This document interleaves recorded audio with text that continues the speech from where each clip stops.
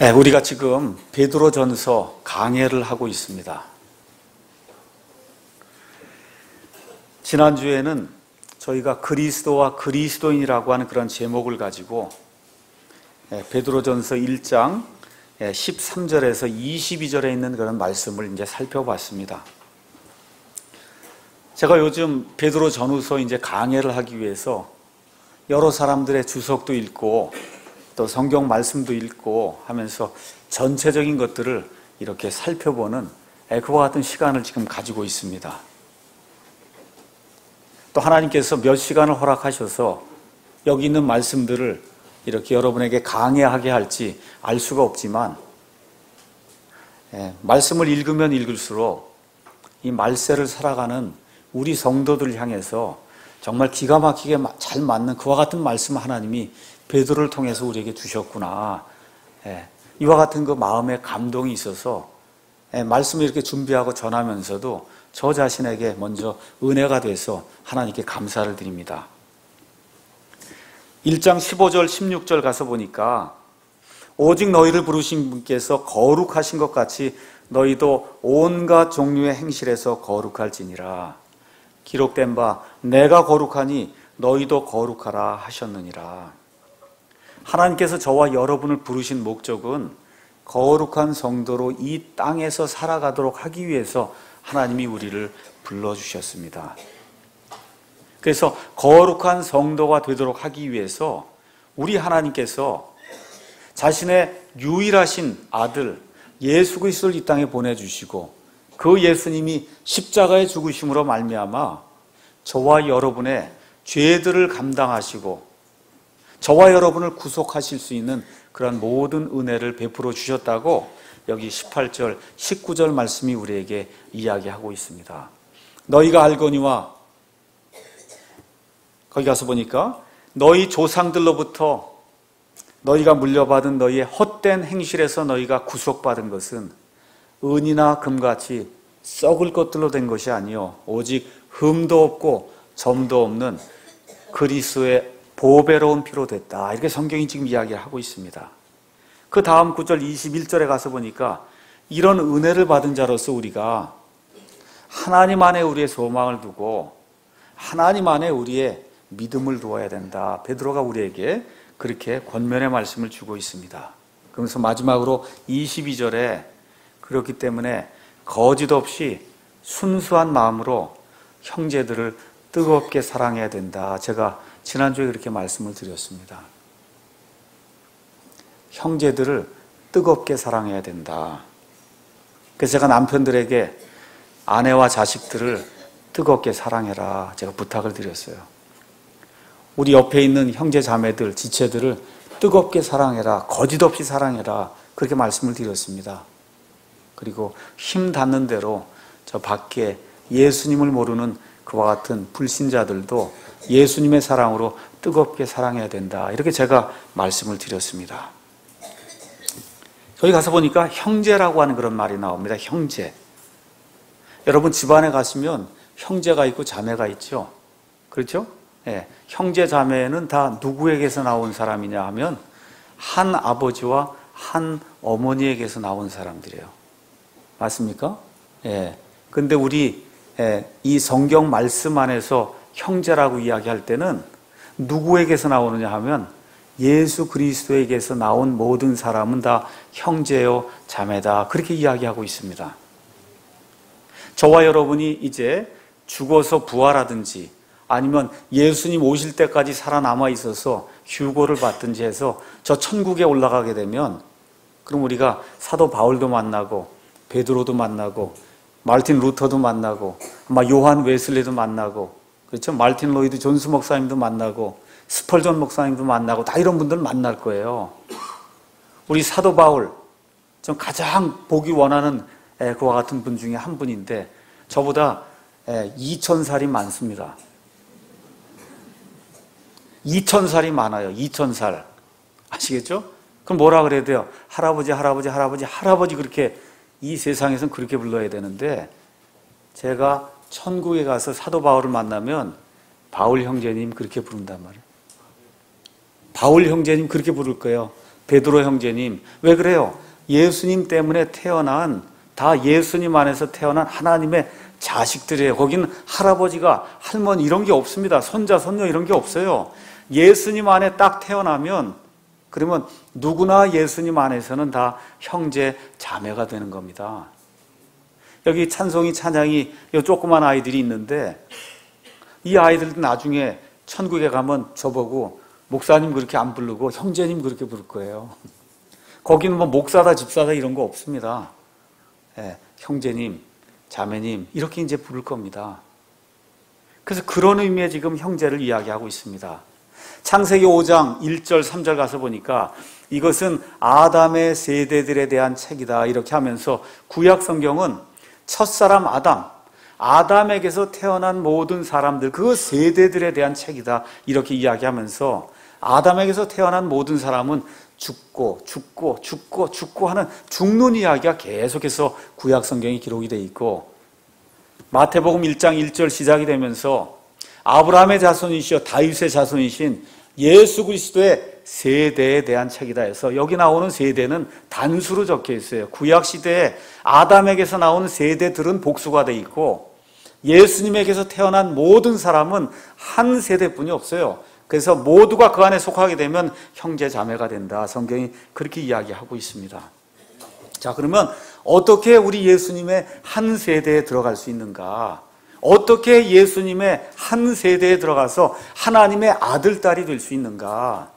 요한복음 3장 가서 보니까 우리 예수님께서 사람이 다시 태어나지 아니하면 하나님의 왕국에 들어갈 수도 없고 하나님의 왕국을 볼 수도 없다. 이렇게 말씀해 주시면서 육신적인 출생 이후에 반드시 영적인 출생이 한 번 있어야 그 사람이 예수 그리스도의 한 세대에 속한 하나님의 아들, 딸이 될 수 있다. 이렇게 이야기하고 있습니다. 육적인 출생을 위해서 남자와 여자가 필요하듯이 영적인 출생을 위해선 하나님의 영과 하나님의 말씀이 필요하다고 지금 여기서 이야기하고 있어요. 너희가 다시 태어난 것은 썩을 씨에서 난 것이 아니요 썩지 아니할 씨에서 난 것이니 살아있고 영원히 거하는 하나님의 말씀으로 된 것이니라. 저와 여러분이 다시 태어나기 위해서는 성령님의 역사가 있어야 되고 저와 여러분이 하나님의 말씀이라고 하는 이런 씨를 받아야 그래야 다시 태어날 수 있다고 성경이 우리에게 이야기해 주고 있습니다.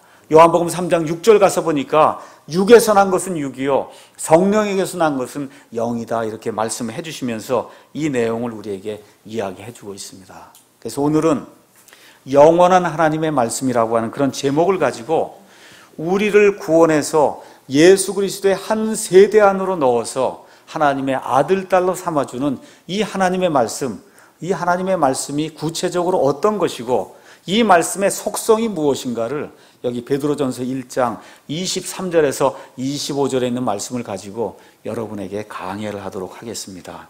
먼저 23절에 가서 보니까 하나님의 말씀은 씨라고 성경이 이야기를 하고 있습니다. 저와 여러분 다 어머니, 아버지를 통해서 육적인 출생을 통해서 이 땅에 태어났습니다. 근데 가서 보니까 너희가 다시 태어난 것은 썩을 씨에서 난 것이 아니요. 그러니까 처음 육적으로 아기로 이 땅에 태어날 때는 썩을 씨에서 태어난다는 거예요. 썩을 씨. 그래서 썩을 씨에서 태어나기 때문에 썩는다고 이야기하고 있습니다. 저와 여러분이 아무리 오래 살 것 같고 영원 무궁토록 살 것 같아도 이 세상에 살면서 70년, 80년이 되면 하나님이 부르시면 다 썩을 씨에서 났기 때문에 다 썩을 존재로 썩어서 흙이 된다고 성경이 우리에게 이야기하고 있습니다. 맞습니까? 여기 우리 조그만 아이들이 있어요. 우리 영광이, 영민이, 영진이, 뭐 이래 이게 조그만 아이들이 있습니다. 지금 보면 아주 파릇파릇하고 이제 아이들이 갓 태어나서 조금 이렇게 자라면서 모든 게 너무 좋아 보여도 하나님의 말씀이 뭐라 그러냐 하면 그것은 썩을 씨에서 났기 때문에 그래서 썩어서 흙으로 돌아갈 수밖에 없다. 지금 우리에게 그렇게 이야기하고 있는 겁니다.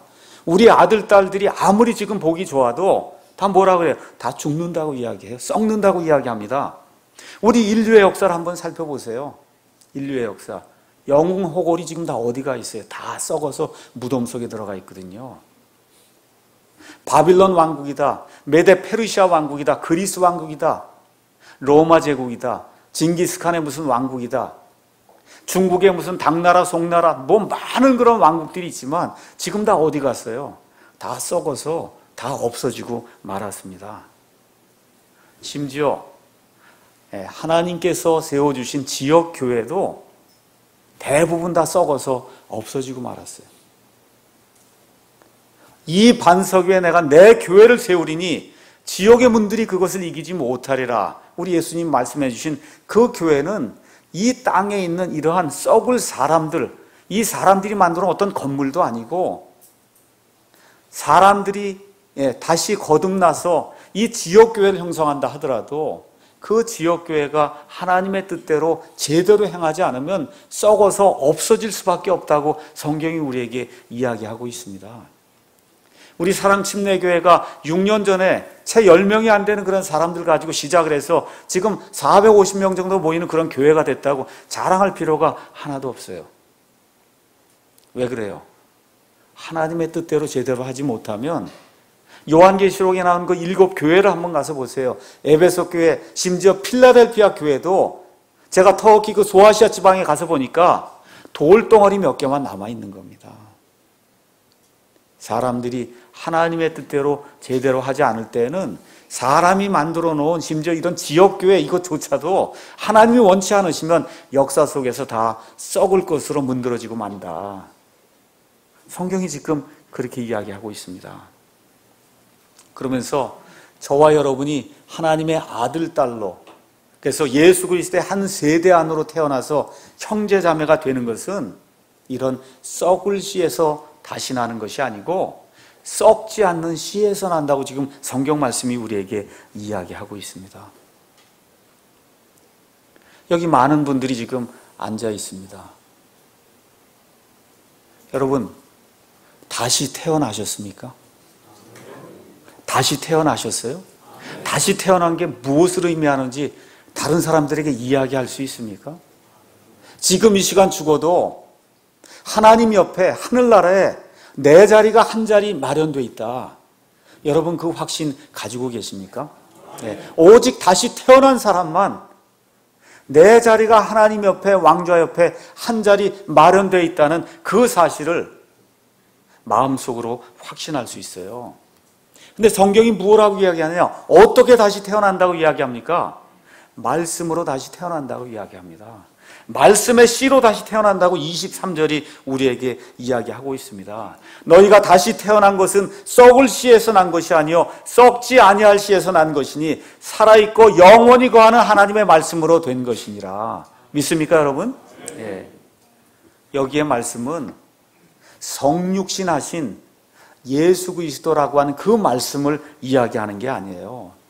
여기에 나와 있는 말씀은 썩지 아니할 것이는 이걸 이야기하는 거예요. 이게 뭡니까? 성경책이라는 거예요. 저와 여러분이 다시 거듭난 것은, 다시 태어난 것은 저와 여러분에게 전달된 하나님의 순수한 말씀, 이 성경책에 있는 이 말씀으로 저와 여러분이 거듭난 겁니다. 맞습니까? 목사의 말이 아니고 어떤 유명한 사람의 말이 아니라 교회에 열심히 다녀서 된 것이 아니고 여기 주어진 대로 하나님이 온전히 주시고 하나님이 온전히 보존해 주신 하나님의 살아있는 영원히 거하는 하나님의 말씀에 의해서 저와 여러분이 다시 태어났다고 성경이 우리에게 이야기하고 있습니다. 맞습니까? 예. 하나님께서 자신의 모든 뜻을 우리에게 알려주시기 위해서 하나님의 계시를 주셨습니다. 이 계시 가운데 특별한 계시가 있어요. 하나님이 자신의 능력을 보여주시기 위해서 여러 가지 기적들도 행하시고 그 기적들 행하신 가운데 가장 큰 기적으로 하나님께서 자신의 아들 예수 그리스도를 이 땅에 보내주시는 그런 기적을 행하셨습니다. 그래서 예수님이 특별한 계시예요. 그런데 그 예수님마저도 이 성경 말씀이 어떤 분이라고 이야기하는 그 예수님만이 진짜 예수님이다. 성경이 우리에게 그렇게 이야기하기 때문에 하나님의 말씀은 특별하고도 특별한 계시다. 성경이 우리에게 그렇게 이야기하고 있는 겁니다. 그래서 어떤 사람이 기도하다가 제가 구원받았습니다. 방언하다가 구원받았습니다. 병고침을 받아서 제가 구원받았습니다. 오랫동안 이런 교회의 전통을 따라서 주일 성수하고 11조 내가 보니까 제가 구원받았습니다. 오랫동안 성경 공부하다 보니까 구원받았습니다. 아니에요. 성경 그렇게 이야기하지 않습니다. 훈련과 교육을 통해서 구원받는 것이 아니라 이 안에 담겨져 있는 순수한 말씀이 여러분 가운데 선포가 될 때 여러분께서 그 말씀을 듣고 믿음은 들음에 의해 오며 들음은 하나님의 말씀에 의해 온다고 하는 이 말씀에 따라 이 말씀을 통해서 저와 여러분이 구원받은 겁니다. 그래서 고린도전서 6장 19절 말씀 가서 보니까 저와 여러분이 이렇게 구원받으면 성령님께서 저와 여러분의 모든 것의 주인이 되신다고 이야기를 하고 있습니다. 도대체 무슨 말이냐? 너희 몸이 너희가 하나님에게서 받은 바 너희 안에 계신 성령님의 전인 줄을 너희가 알지 못하느냐? 너희는 너희 자신의 것이 아니니, 다 같이 20절 읽겠습니다. 주께서 값을 치르고 너희를 사셨느니라. 그런즉 하나님의 것인 너희 몸과 너희 영으로 하나님께 영광을 돌리라. 그래서 사람이 구원받으면 우리의 온 영과 혼과 몸이 하나님의 것이 된다. 그렇게 성경이 우리에게 이야기를 해주고 있어요. 그래서 하나님의 영이 우리 몸에서 있어도 되고 없어는 맹장과 같은 부수적인 그런 존재가 아니라 저와 여러분의 모든 것을 소유하시는 그런 분이 하나님이시다. 지금 그렇게 이야기를 하고 있습니다. 누가복음 8장 4절에서 15절 가서 보면 소위 씨 뿌리는 자의 비유라고 하는 그런 비유가 나옵니다. 씨 뿌린 자가 밖에 나가서 씨를 뿌립니다. 어떤 씨는 길가에 떨어지고, 어떤 씨는 바위에 떨어지고, 어떤 씨는 가시 나무들 사이에 떨어지고, 어떤 씨는 좋은 땅 위에 떨어진다. 이렇게 이야기하면서 이 길가에 떨어진 이와 같은 씨는 떨어지자마자 마귀가 와서 채워가기 때문에 싹을 내지도 못한다. 바위에 떨어진 씨는 싹을 내긴 하지만 열기가 내려 쪼이면 수분이 없어서 금방 시들고 만다. 가시덤불 사이에, 가시나무들 사이에 떨어진 씨는 자라긴 자라는데 이 세상에 염려 때문에 크게 성장하지 못한다.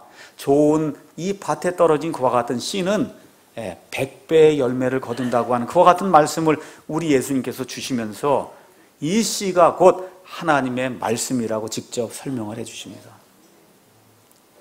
그래서 저와 여러분이 씨를 받아서 그래서 싹을 낸다는 거예요. 싹을 내는데 어떤 사람의 싹은 얼마 자라지 못하고 시드는 그와 같은 싹이고, 어떤 사람의 싹은 조금 더 자라는데 세상의 염려 때문에 더 이상 자라지 못하고, 어떤 사람은 이 말씀을 좋은 마음에 받아들여서 그래서 30배, 60배, 100배의 결실을 내는 그와 같은 사람이 있다고 성경이 우리에게 이야기해 주고 있습니다.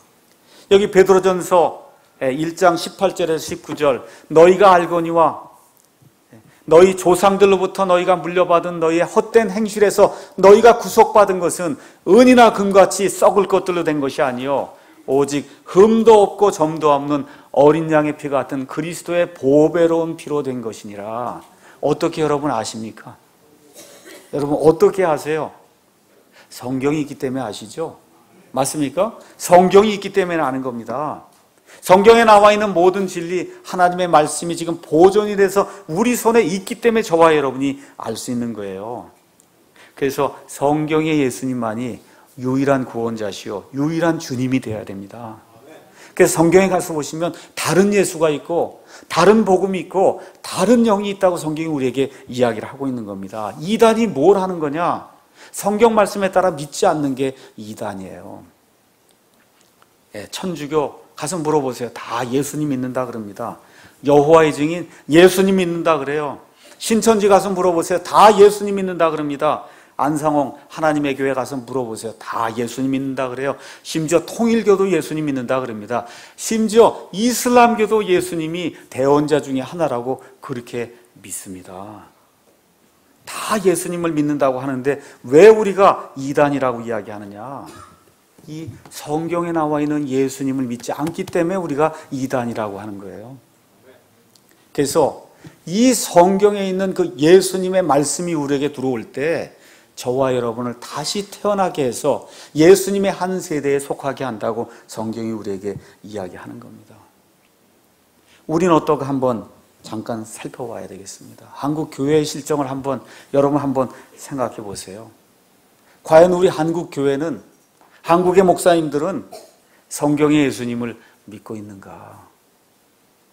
어떻게 목사가 이 자리에 서서 예수가, 성령이 어떻게 그런 식으로 이야기할 수 있어요, 여러분?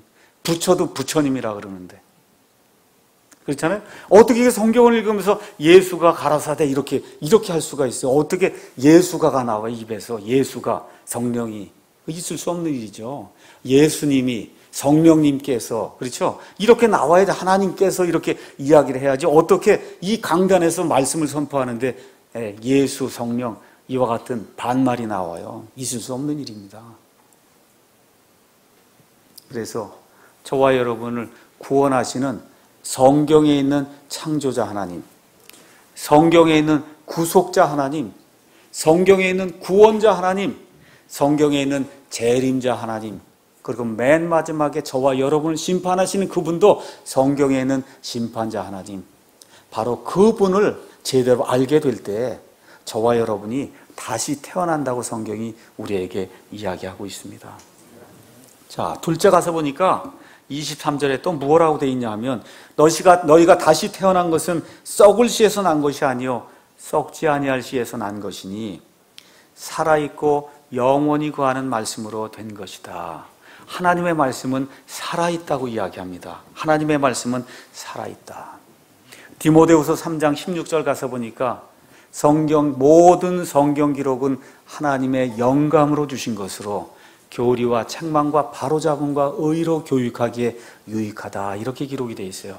하나님의 영감이라고 하는 건 하나님이 숨을 불어넣어 주셨다는 거예요. 그래서 이 성경 말씀 안에는 창세기부터 요한계시록까지 하나님의 숨이 이 안에 들어있어서 숨을 쉬고 있다는 겁니다. 여러분 오늘 이 자리에 앉아서 지금 다 숨 쉬고 계시죠? 숨 쉬고 계시니까 지금 살아 계신 거죠? 맞습니까? 이 성경책 안에 하나님의 숨이 들어있기 때문에 이게 잉크와 종이로 가죽으로 둘러싸인 것 같아도 그렇죠? 이게 살아있는 책이라는 거예요. 이게 살아있는 책이에요. 살아있기 때문에 저와 여러분을 구원할 수 있다는 겁니다. 하나님의 영이 이 안에 들어있어서 살아있다는 거예요. 여러분 창세기 2장 7절에 가서 보니까 하나님께서 땅의 흙으로 사람을 만드시고 그의 콧구멍에 하나님의 생명의 숨을 불어넣으시니 사람이 살아있는 혼이 됐다 그랬어요. 하나님의 숨이 들어가면 그러면 사람을 살리고 창조물을 살린다고 성경이 이야기하고 있습니다. 그래서 하나님과 교통할 수 있는 그와 같은 존재로 첫사람 아담과 이브를 하나님 만들어 주셨지만 이들이 죄악을 범함으로 말미암아 하나님과 더 이상 영적으로 교제할 수 없는, 영적으로 죽은 상태에 들어갈 수밖에 없는 그와 같은 악한 일이 창세기 3장 이후에 기록이 되어 있습니다.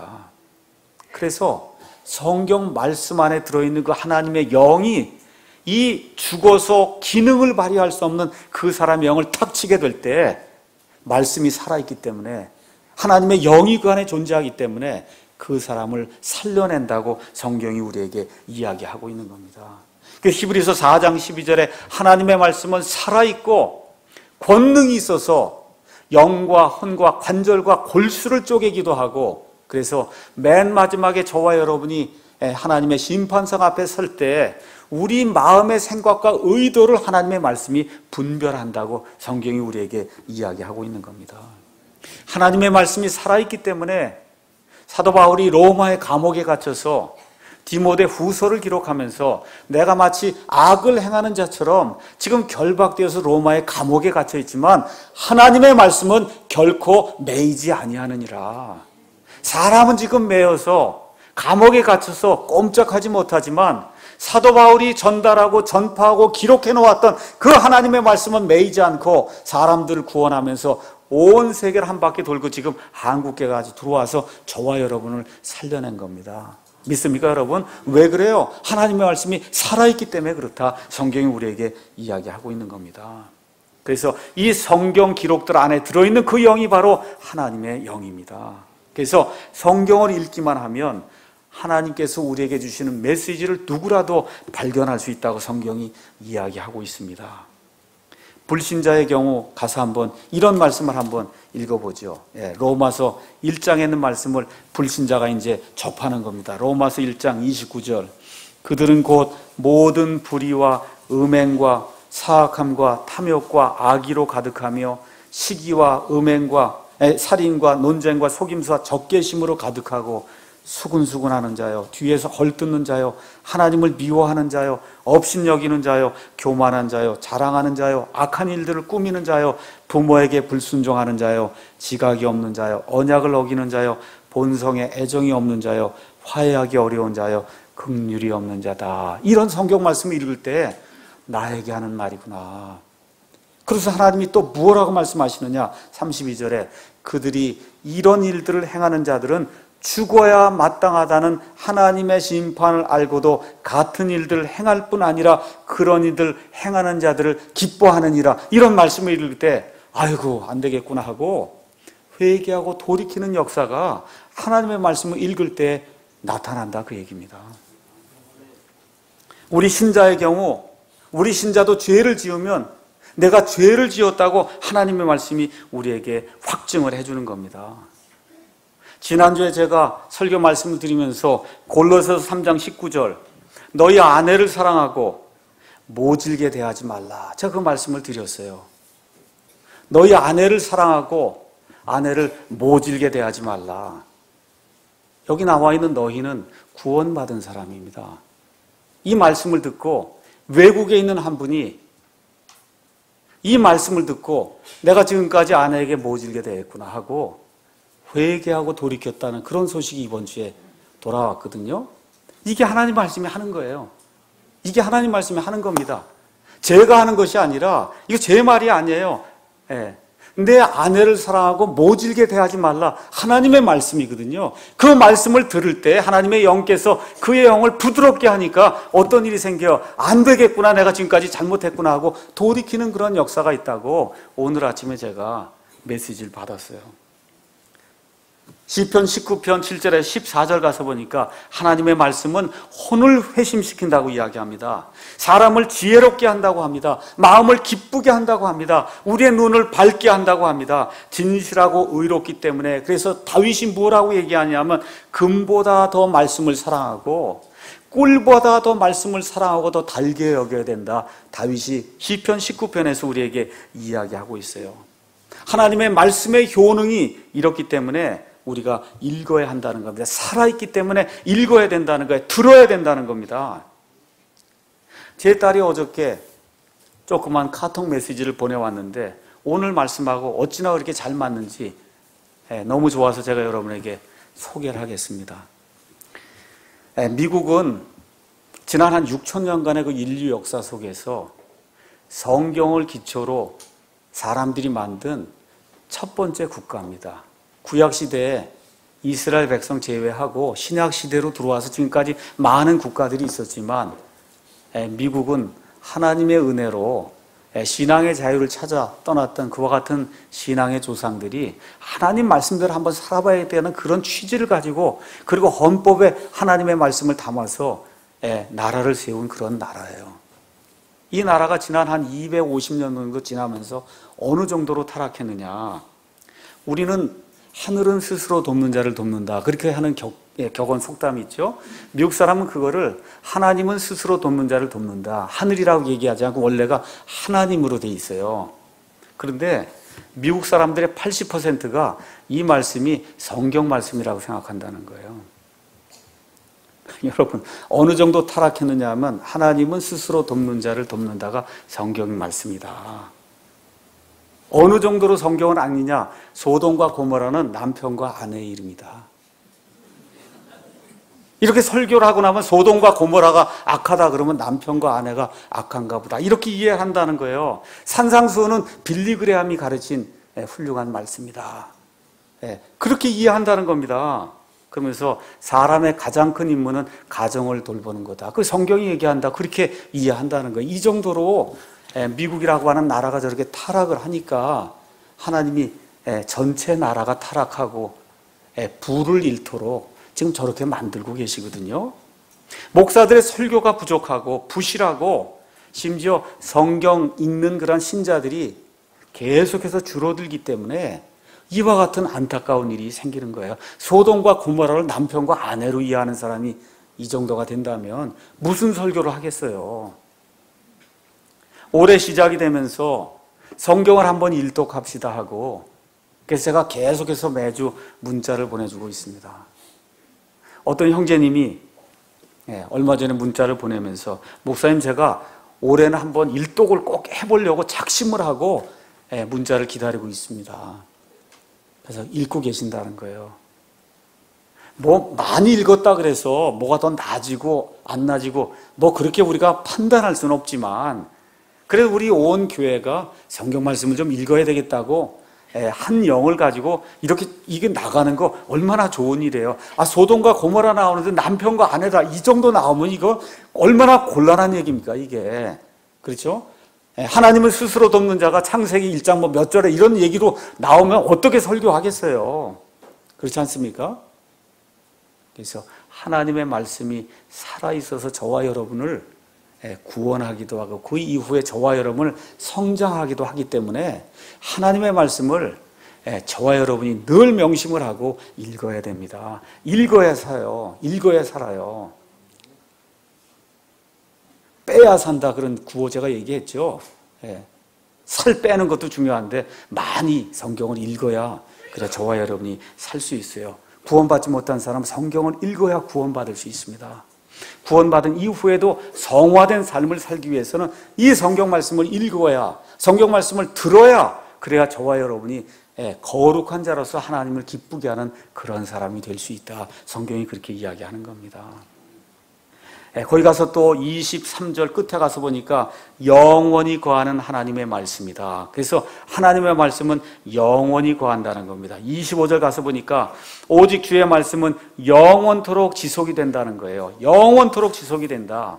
마태복음 24장에서 올리브산 강해를 우리 예수님께서 말씀해 주시면서 하늘과 땅은 없어지겠으나 내 말들은 없어지지 아니하리라. 내 말들은, 내 입에서 나온 모든 단어들은 없어지지 않겠다고 하나님께서, 예수님께서 우리에게 말씀해 주셨습니다.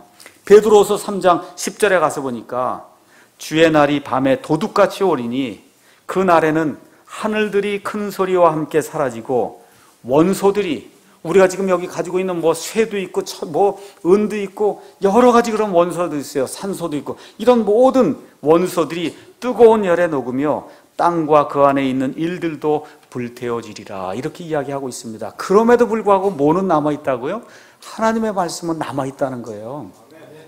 하나님의 말씀은 남아있다는 겁니다. 하나님의 말씀은 영원토록 거한다고 성경이 우리에게 이야기합니다. 인간의 모든 것은 다 사라지고 없어져도, 심지어 이 땅에는 모든 원소들이 사라지고 없어져도 뭐는 남아있어요? 이 하나님의 말씀은 영원토록 남아있다. 성경이 우리에게 그렇게 이야기하고 있습니다.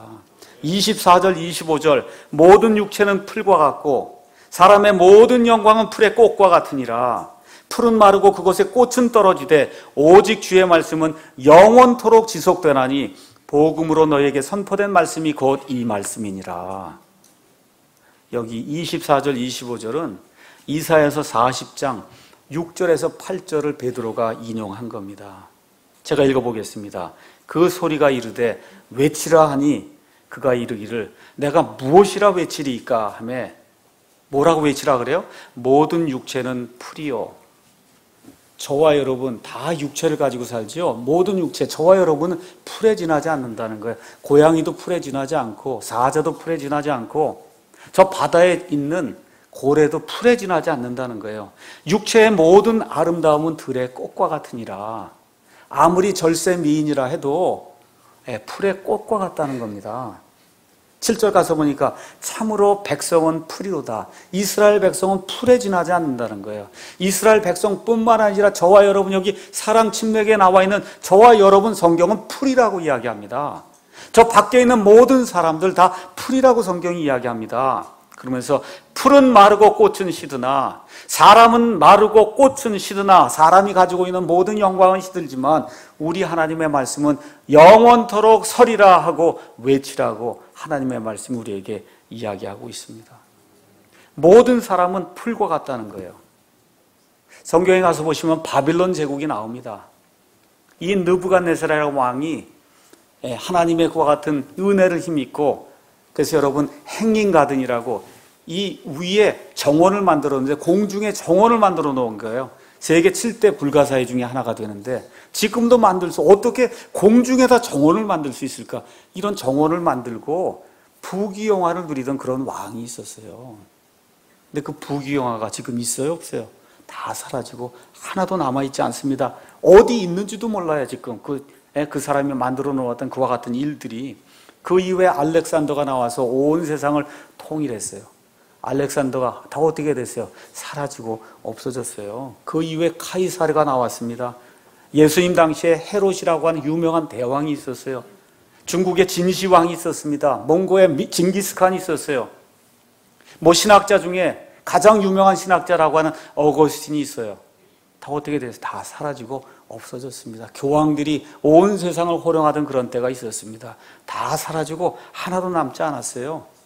이순신 장군이 있었습니다. 세종대왕이 있었어요. 다 훌륭하지만 성경은 풀과 같이 다 사라지고 만다. 다 소용없다. 그렇게 이야기하는 겁니다.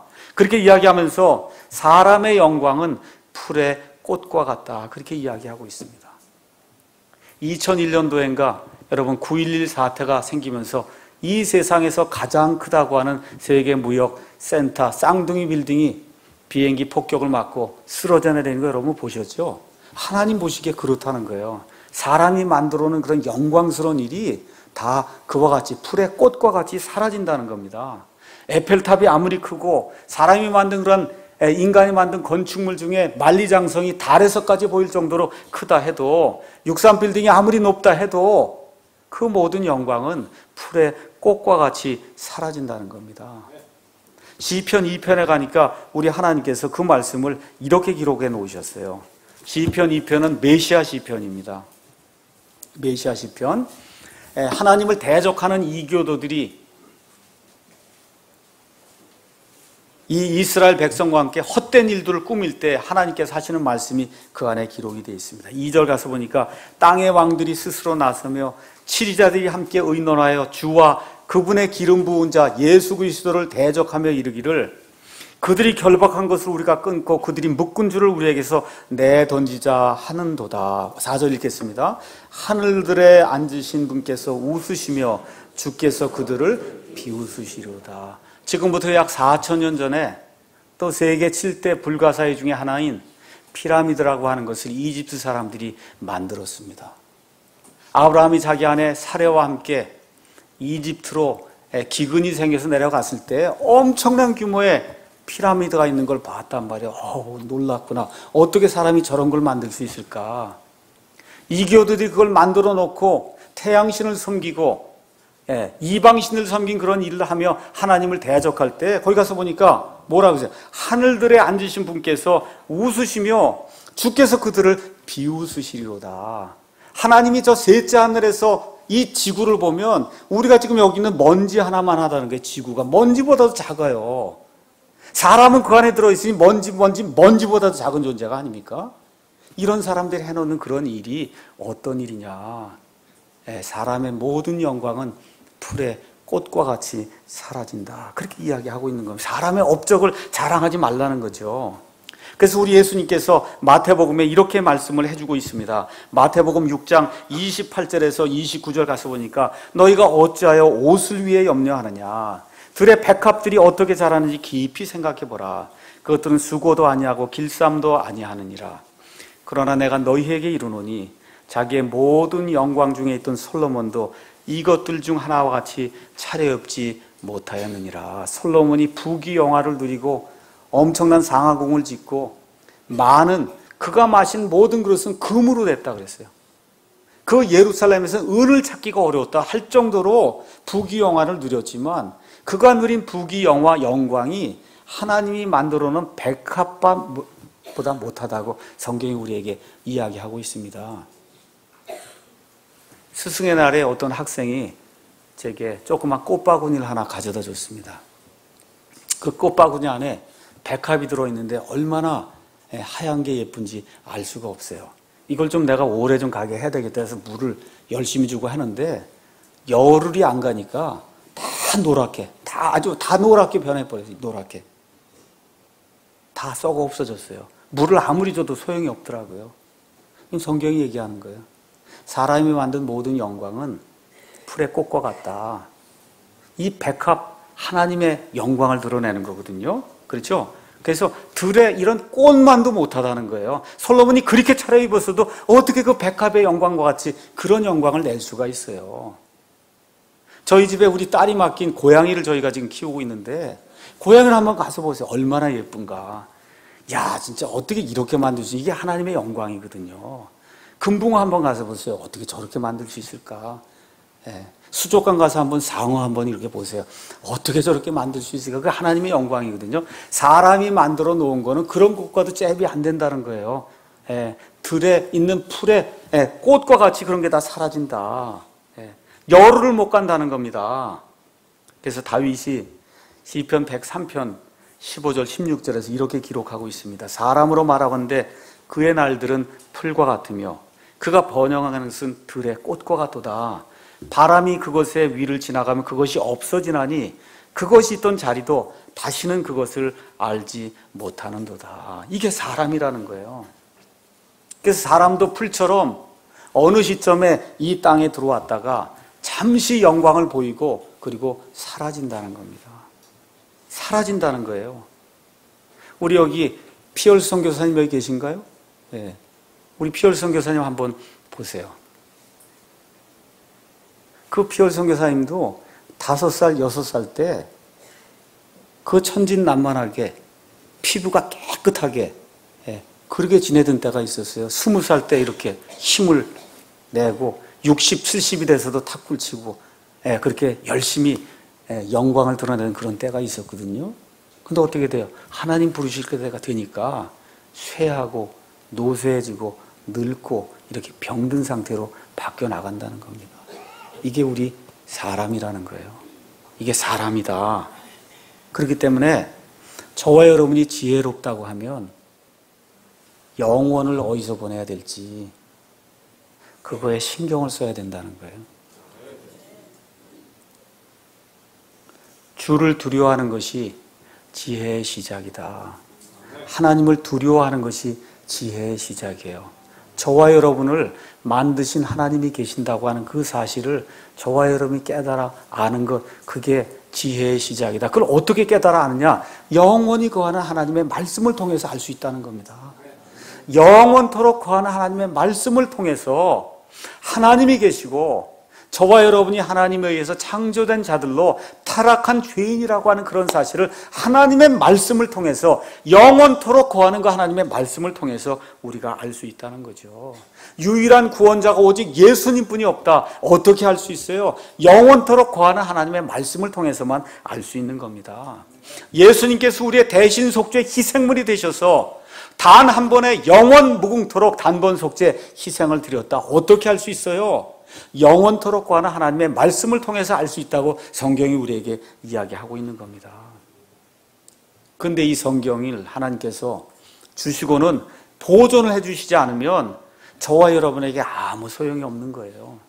그렇지 않습니까? 저 하늘나라에만 있는 성경이라고 하면 무슨 소용이 있어요? 그 성경이 지금 이 시간 이 땅을 살아가고 있는 저와 여러분의 손에 이 성경이 들려야, 그래야 영원토록 거하고 살아있는 이 말씀이 저희 안에서 역사하며 하나님이 원하시는 그런 사람들로 저와 여러분을 만들지 않겠습니까?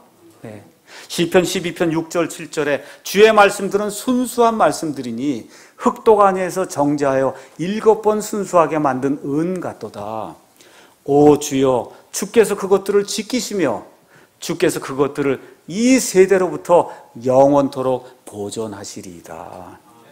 하나님께서 처음에 완전한 성경을 주시고 그 이후에 사람들을 통해서 지금 이 시간까지 하나님께서 완전한 말씀들을 보존해 주시고 그 완전한 말씀들, 그 말씀들이 영원토록 지속이 된다고 하나님이 우리에게 말씀해 주시는 겁니다. 1611년에 하나님께서 온 세상이 영어 세상이 될 것을 내다보시고 온 세상 사람들의 공통화가 될 그와 같은 영어로 히브리어 그리스말로 기록된 그 하나님의 말씀을 여기에 담아서 1:1 대응이 되게, 그 뜻이 무엇인가 하나님 누구라도 볼 수 알 수 있도록 하나님이 표준 잣대로 영어 킹제임스 성경 우리에게 선물로 주셨어요. 그래서 지난 400년 동안 그 성경이 이 세상의 모든 교리를 확립하고 많은 사람들을 구원하는 그런 표준 잣대로 이 땅에서 제왕으로 군림을 해왔습니다. 바로 이 킹제임스 성경에 있는 그 말씀이 살아있고 영원토록 거하는 하나님의 말씀이고, 그 말씀이 바로 저와 여러분의 손 안에 우리말로 지금 들려있는 겁니다. 그래서 완전한 말씀이 있다는 그런 확신이 없이는 믿음 생활할 수가 없어요.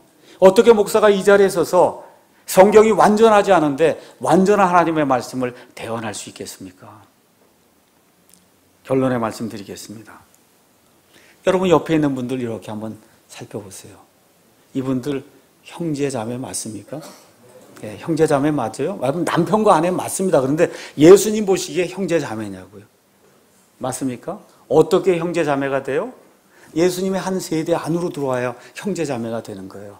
그 일은 오직 영적인 출생을 통해서만 가능한데, 그 영적인 출생은 하나님의 말씀의 씨에 의해서 이루어진다는 겁니다.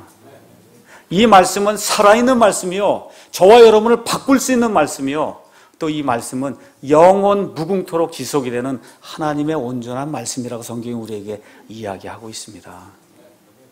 이 시간 여러분의 손 안에 살아있고 영원 무궁토록 거하는 하나님의 말씀, 다시 말씀드려, 지금 보고 있는 이 말씀, 천국에 가면 이와 똑같은 말씀이 있다는 거예요. 여러분 그거 믿으십니까? 영원 무궁토록 지속되는 말씀, 처음에 하나님께서 하늘과 땅을 창조하시니라, 이 나와 있는 이 말씀이 저와 여러분이 이 다음에 천국에 가도 똑같은 말씀이 거기 그대로 기록이 되어 있다는 거예요. 그 말씀 우리 손 안에 가지고 있습니까? 이 말씀을 소유하신 우리 사랑 침례의 모든 성도들과 이 말씀을 사랑하는 모든 성도들에게 하나님의 말씀의 복이 영원 무궁토록 거하기를 예수님의 이름으로 축원합니다. 기도하겠습니다.